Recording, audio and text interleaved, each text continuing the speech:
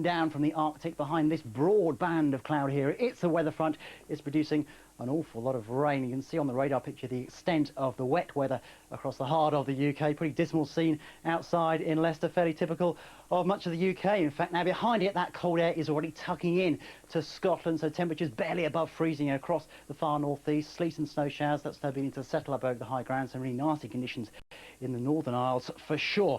Now, as that cold air meets the rain, it's beginning to turn to snow up over the highest ground, the northern Pennines, southern uplands, the Sperrins, the Mournes as well. Further south, it's still rain. Pretty dismal. The wind picking up across the southwest. Gales, even severe gales here for a time. See by the sides of the arrows, a blowy old end to the day across the West Country. At least it's relatively mild still in the extreme south. Double figures here, but there is a cooling trend from the north. 5 or 6, fairly typical through this afternoon for the heart of England and Wales. Now we've got a problem this evening because as it gets colder, there is an increasing risk of that rain turning to sleet or snow. Trans-Pennine routes particularly prone. Some really nasty conditions here. And later on in the night, the higher ground of the Midlands and Wales could well see some sleet or wet snow.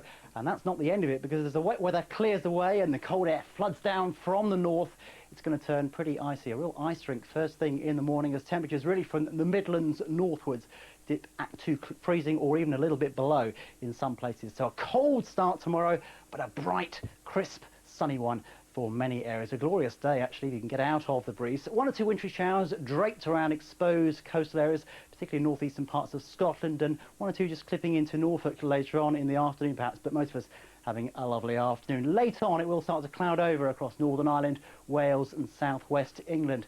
Now, after that chilly start, despite the sunshine, it will feel cold out there tomorrow. Temperatures, well, 2 to 4 degrees for most of us.